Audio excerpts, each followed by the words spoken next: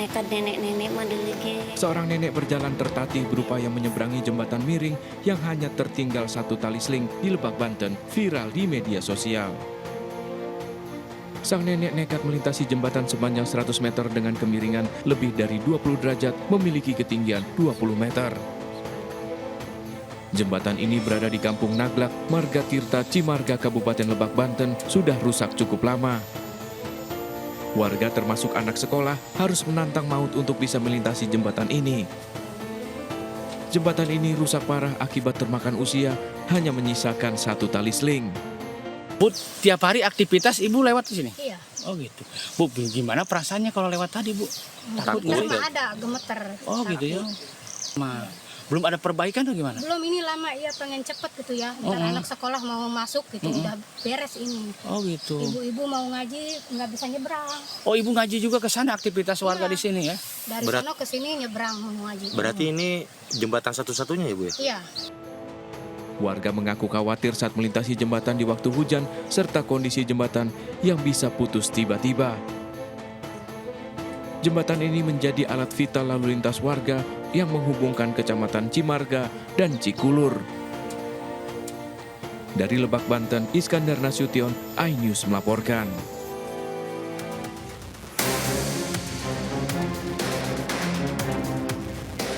Berada di permukiman padat penduduk di Cimahi, Jawa Barat, rumah Sri Aminah hanya bisa dijangkau lewat gang sempit yang hanya bisa dilewati pejalan kaki dan sepeda motor. Rumah seluas 70 meter persegi ini dihuni oleh 18 kepala keluarga, dengan total anggota keluarga sebanyak 46 jiwa. Rumah yang dibangun sejak tahun 1982 ini dihuni oleh kakak, adik hingga cucu Sri Aminah.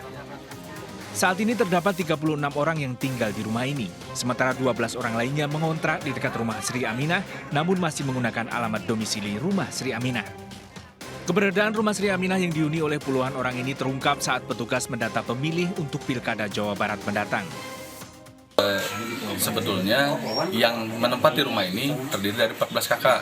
Yang 4 kakaknya ini berada di luar dari Kelurahan Citerep. Hanya karena memang alamatnya berada di Kelurahan Citerep, jadi secara pendataan semuanya masuk ke Kelurahan Citerep. Ini dari dulu kakaknya banyak ya, tapi yang sebagian ngontrak gitu. Memang di sini semuanya nggak muat gitu. Saat banyak tamu yang datang bersamaan, penghuni rumah harus rela bongkar pasang. Sebagian penghuni keluar untuk memberikan ruang agar para tamu bisa masuk ke dalam rumah. Dari Cimahi, Jawa Barat, Yuwono, iNews melaporkan.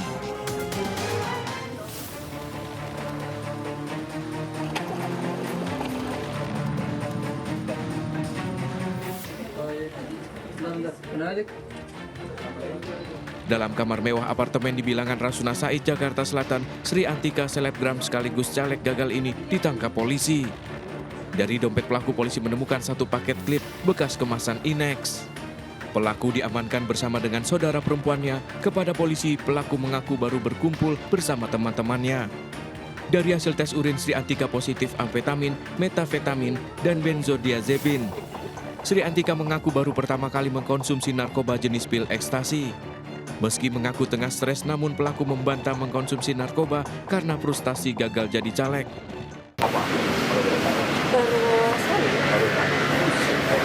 Jadi ini kan ada kaitannya, aku kan stres tadinya juga. Stres? Dan untuk yang benzo itu aku minum konsumsi obat dari dokter. Kalau ini beli di mana, Mbak? Tahu ya, Mas? Dikasih apa habis dari klub malam, Mbak?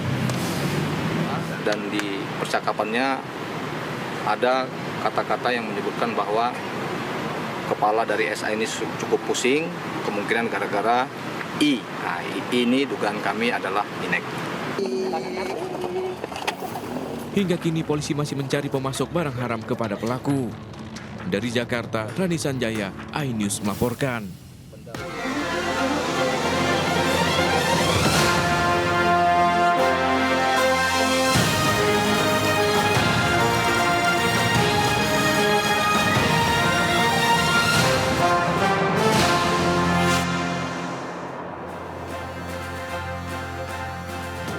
Halo pemirsa, jumlah korban longsor tambang emas ilegal di Gorontalo bertambah menjadi 93 orang. 11 orang diantaranya tewas. Saya Wiki Adrian, inilah seputar iNews Siang selengkapnya.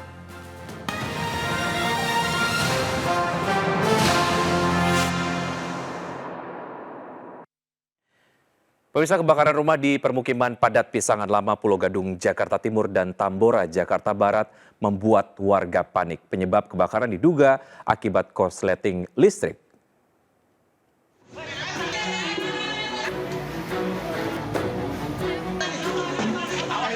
Kebakaran ini terjadi di kawasan padat penduduk Tanah Sereal, Tambora, Jakarta Barat.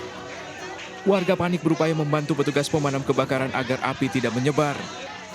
Diduga kebakaran dipicu karena korsleting listrik dari salah satu rumah warga hingga merambat ke lantai 2. Api dipadamkan setengah jam kemudian setelah 13 unit pemadam kebakaran dikerahkan ke lokasi. Kebakaran juga terjadi di kawasan Pisangan Timur, Pulau Gadung, Jakarta Timur. Besarnya api sempat membuat petugas kesulitan melokalisir api. Api diduga berasal dari korsleting listrik di lantai 2 rumah, baru bisa dikendalikan sekitar 1 jam kemudian. Pak, itu tadi kenapa Mbak penyebabnya Mbak pertama Mbak? Gara-gara konslet Pak. Konsleting listrik ya Pak? Ada ini tempat apa sih Mbak? Rumah ya? Konsleting listrik dari lantai berapa? Ada berapa penghuni? Meski tak ada korban, namun kerugian ditaksir mencapai ratusan juta rupiah.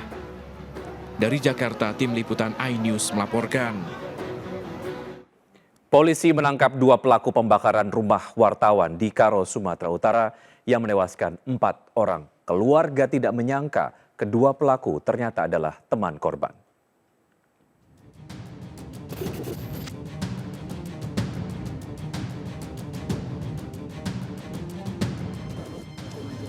Polisi ringkus 2 pelaku pembakaran rumah wartawan di Kabupaten Karo, Sumatera Utara yang menewaskan 4 orang satu keluarga. Hasil pemeriksaan kedua pelaku berinisial Y dan R merupakan eksekutor membakar rumah korban. Satu pelaku terpaksa dilumpuhkan karena melawan. Kejadian ini dipastikan sengaja dilakukan karena ditemukan 2 botol bekas bensin dan solar tak jauh dari lokasi kejadian. Saudara Y bertindak selaku eksekutor. Mereka sebagaimana CCTV menangkap pergerakan mereka di lokasi, mereka datang untuk mensurvei dulu, memastikan dulu, dan kemudian mengeksekusi dengan membakar atau menyemprotkan dulu 2 botol ini ke rumah korban. Polisi masih mendalami motif dari aksi pelaku dan mencari dugaan keterlibatan pihak lain. Sementara keluarga korban tak menyangka pelaku merupakan teman dari korban. Memang kalau si pelaku itu rekan-rekan abang mendiang.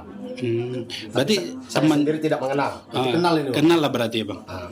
Berarti kita minta diusut sampai ke otak pelaku nih Bang. Iya Pak.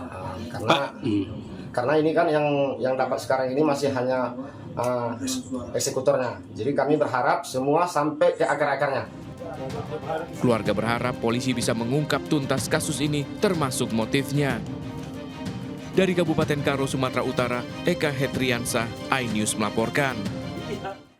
Pemirsa, seorang ibu dan anak pengendara motor di Bekasi nyaris menjadi korban begal. Sementara itu, seorang wanita pengemudi mobil terjepit setelah masuk parit usai bertabrakan dengan truk box.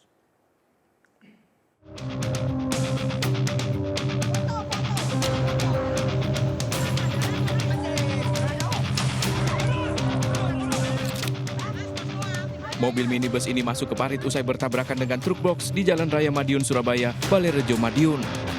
Seorang wanita pengemudi mobil terjepit. Tabrakan terjadi saat truk hendak menyalip kendaraan lain.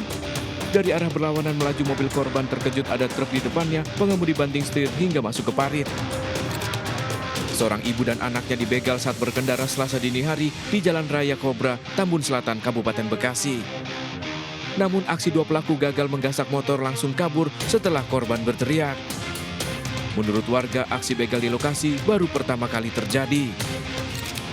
Evakuasi pelaku pencurian sarang burung walet milik warga di Kelurahan Jengah, Taweh Tengah, Kabupaten Barito Utara, Kalimantan Tengah nyaris ricuh. Warga masih berupaya menghakimi pelaku, namun petugas menghalangi dengan melepaskan beberapa kali tembakan peringatan. Para pelaku ini tertangkap basah saat beraksi, sempat melarikan diri ke atap bangunan. Jumlah korban longsor tambang emas ilegal di Kabupaten Bone, Nolango, Gorontalo terus bertambah hingga mencapai 93 orang. Pagi ini korban tewas bertambah menjadi 11 orang.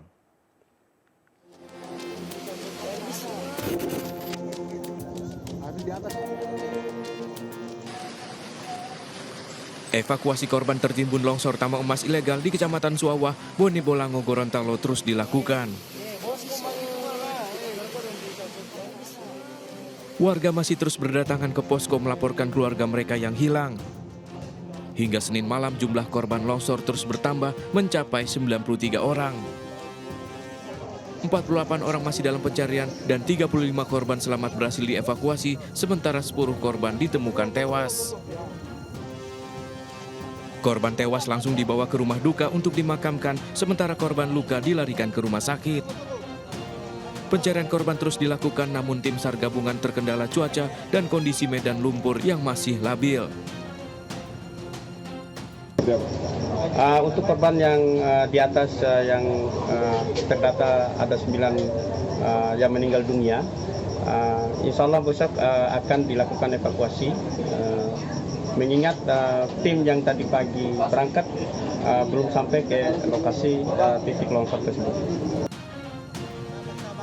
Saat ini sebanyak 230 tim SAR gabungan diterjunkan untuk melakukan pencarian dan evakuasi. Jarak tempuh evakuasi hampir 24 km membuat pencarian tak bisa dilakukan pada malam hari dan baru dilanjutkan pagi tadi. Dari Kabupaten Bone Bolango, Provinsi Gorontalo, Faradila Alim, iNews melaporkan.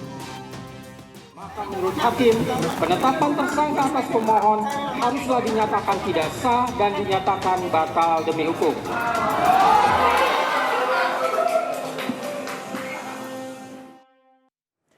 Hari pertama bebas, Peggy Setiawan berencana pulang ke kampung halaman di Cirebon, Jawa Barat. Secara eksklusif kepada MNC Media, Peggy membeberkan sederet kejanggalan penangkapan dan penetapannya sebagai tersangka.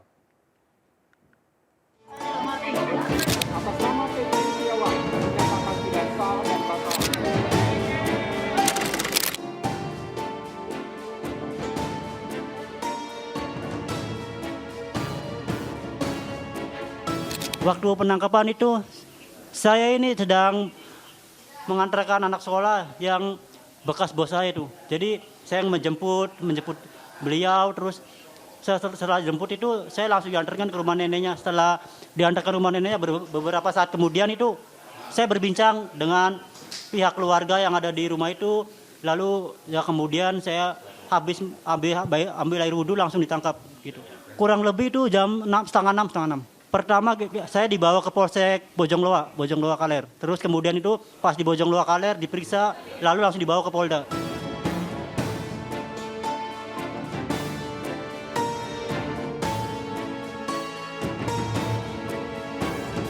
Perihal itu saya harap semoga pihak kepolisian bisa jujur, bisa mengungkap keadilan sebenar-benarnya dan bisa menghukum orang yang bersalah dan membebaskan orang-orang yang tidak bersalah dan orang-orang yang tidak tahu apa-apa. Jadi semoga untuk kedepannya pihak kepolisian bisa lebih teliti lagi dalam mendalami sebuah kasus.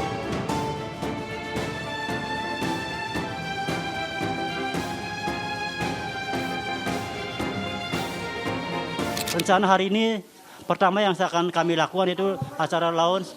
Habis itu kita sore akan menuju ke Cirebon dan insya Allah di sana akan berdoa bersama ya. Terus acara selanjutnya kita masih belum tahu. Setelah bebas ini rencana saya adalah berkumpul kembali bersama keluarga dan kemungkinan saya akan melanjutkan aktivitas seperti sedia kala, terus kembali bekerja. Selebihnya saya segitu aja sih. Pasca putusan bebas Peggy Setiawan, keluarga terpidana kasus kematian Vina dan Eki berencana mengajukan peninjauan kembali. Mereka meyakini ketujuh terpidana tidak bersalah, apalagi saat kematian Vina dan Eki, mereka tidak berada di lokasi kejadian. Moga-moga dengan bebasnya Peggy Setiawan menjadi jalan untuk anak-anak kami bisa keluar, menyusul Peggy pulang ke rumah. Dan Ibu yakin kalau anak Ibu tetap tidak bersalah, Bu ya? Yakin, 100%, 1000%. Aduh, ya Allah, moga-moga ya Allah. Ya, Peggy Setiawan bebas setelah gugatan pra-peradilan dikabulkan. Keluarga Vina meminta polisi terus mengungkap kasus kematian Vina dan Eki dan menangkap pelaku sebenarnya. Penetapan tersangka atas pemohon haruslah dinyatakan tidak sah dan dinyatakan batal demi hukum. Gugatan pra-peradilan Peggy Setiawan dikabulkan. Peggy pun bebas. Namun teka-teki kematian Vina dan Eki masih belum terungkap. Keluarga almarhum Vina Senin pagi juga turut menyaksikan sidang pra-peradilan. Keluarga Vina tetap meminta polisi mengungkap kasus tersebut dan menangkap 3 DPO yang sebelumnya diputus di persidangan tahun 2017. Meski Polda Jawa Barat belakangan menyatakan 2 DPO ternyata fiktif. Ya harapannya ibu sih ya mau mencari yang 3 DPO itu. Oh, yang 3 DPO? Iya, yang pelaku yang sebenarnya. Polisi ya Bu ya? Yang cari, iya, asal tangkap aja. Ya. Jadi sebenarnya kita sih tetap berharap ke pihak kepolisian, apalagi ini kan dibatalkan satu tersangka, berarti kan ada sedikit kecerobohan menurut kami ya. Jadi kita berharap 3 terduga DPO ini tolong dicari dan tolong dimunculkan wajahnya seperti apa. Keluarga Vina berharap polisi tidak lagi tergesa-gesa dalam mengungkap kasus kematian Vina dan Eki agar tidak terjadi kasus salah tangkap. Dari Cirebon, Jawa Barat, To Iskandar, iNews melaporkan. Kuasa hukum keluarga Vina, Hotman Paris Hutapea, meyakini satu-satunya cara untuk mengungkap kematian Vina dan Eki hanya dengan membentuk tim pencari fakta.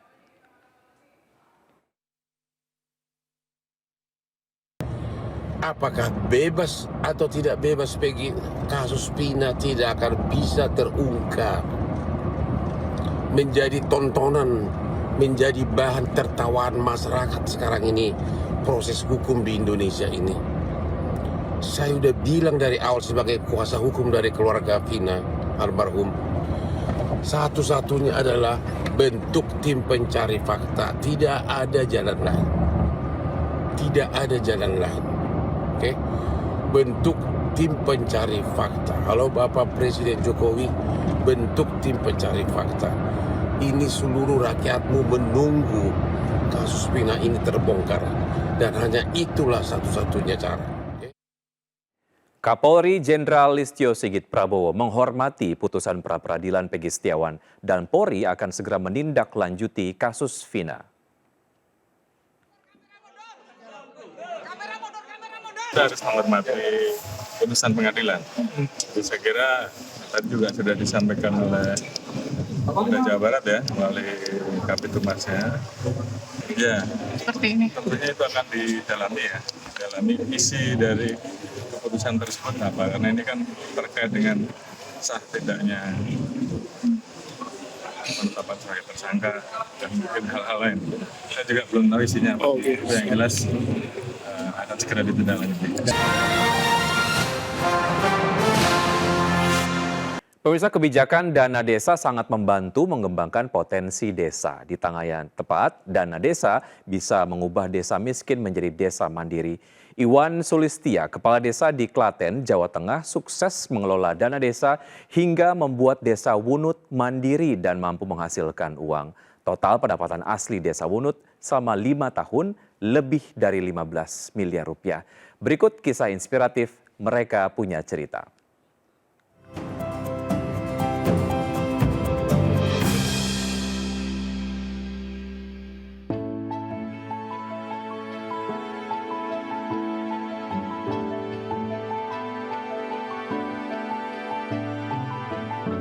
Saya menjadi Kepala Desa Wunut sejak tahun 2007 dengan visi misi mewujudkan Desa Wunut yang maju, mandiri, dan religius. Desa Wunut di tahun 2007 sampai tahun 2018 itu masih dikategorikan desa miskin. Dalam artian pendapatan desa kami masih rendah dan IDM, indeks desa membangun desa kami juga rendah. Dikarenakan PADES kami itu di bawah 30 juta rupiah setahun.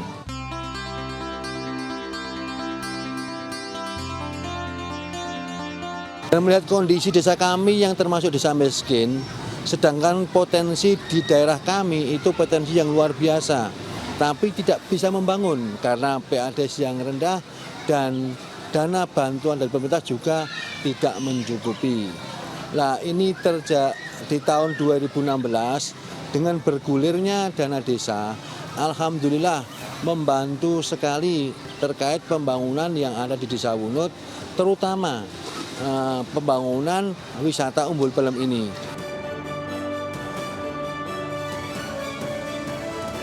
Sejak tahun 2016 itu kita alokasikan dana desa sampai tahun 2022 sebesar 2,4 miliar. Yang saat ini untuk Umbul Pelem sudah bisa mandiri untuk pengembangannya dan perbaikannya.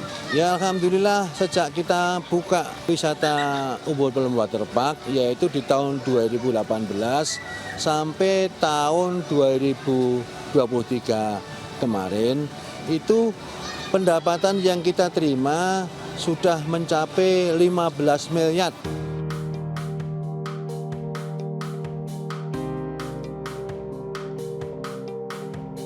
Dan dengan pendapatan 15 miliar tersebut dalam rentang waktu 5 tahun, di tahun terakhir ini kita bisa memberikan jaminan kesehatan yang itu kita berikan sejak tahun 2021.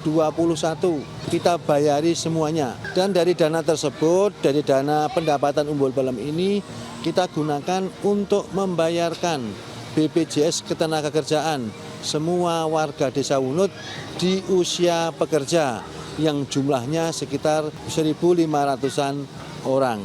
Di samping program BPJS Ketenagakerjaan, itu kita juga ada program zakat atau sosial, yang mana setiap warga kami yang meninggal, warga akan kita santuni 1 juta rupiah.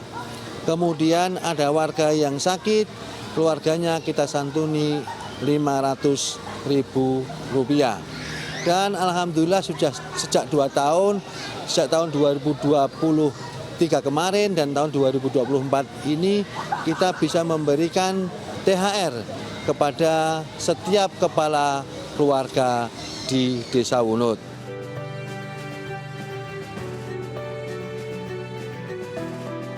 Harapan kami ke depan bagaimana Desa Wunut ini menjadi desa yang maju, mandiri, dan religius.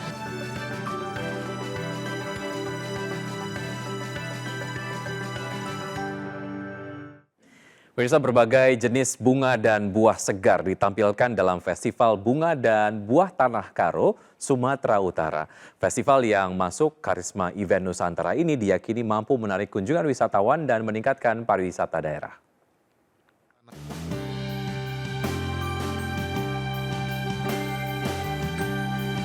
Tarian daerah menyambut kedatangan Menteri Pariwisata dan Ekonomi Kreatif Sandiaga Salahuddin Uno di Festival Bunga dan Buah Tanah Karo, Sumatera Utara. Festival ini menjadi surganya bunga dan buah lokal. Beragam varietas bunga dan jenis buah-buahan sangat memanjakan mata dan rasa bagi wisatawan yang hadir. Bahkan Sandiaga Uno juga ikut mencicipi segarnya rasa buah lokal yang tidak kalah dengan buah impor. Festival ini menggerakkan ekonomi masyarakat karena banyak UMKM yang terlibat. Nanti harus ada hilirisasinya juga. Harus kita ciptakan produk-produk ekonomi kreatif berkualitas yang bukan hanya bisa dikonsumsi di Kabupaten Karo, tapi juga bisa diekspor ke Jakarta atau ke luar negeri.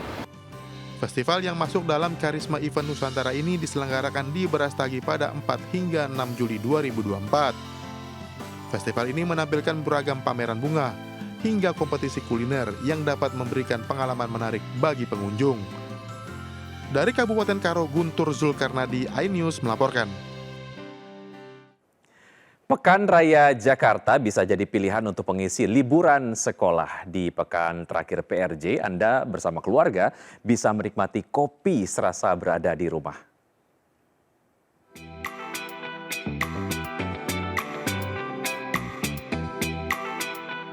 Salah satu kopi ternama asli Indonesia, Kopi Kapal Api, kembali meramaikan Jakarta Fair Kemayoran 2024. Tidak hanya minum secangkir kopi, pengunjung dimanjakan menikmati kopi serasa berada di rumah bertema home living. Uniknya lagi, Anda akan dilayani robot unik, yaitu robotik barista, dan dihibur dengan penampilan bintang tamu Malik and the Essentials. Beragam hadiah siap dibagikan dengan sejumlah permainan seperti Lucky Draw hingga Scream and Hit the Button. Lagi ngincar ini sih, mystery box gitu. Kan hadiahnya menarik, Mbak. Dengar-dengar sih ada iPhone itu sih, makanya sini buat itu, ngincar itu. Pada event ini, Kapal Api menyajikan berbagai minuman kreasi unik yang diracik khusus seperti Kapal Api Special Mix dan Kapal Api Special. Kami ingin memperlihatkan bahwa Kapal Api merupakan brand yang selalu inovatif, yang selalu menyajikan sesuatu yang baru kepada konsumen kami setiap tahunnya. Nah, pastikan Anda dan keluarga bisa menikmati kopi dengan sensasi berbeda di PRJ. Dari Jakarta, Anissa Septiarani, Dimas Winardi, iNews melaporkan.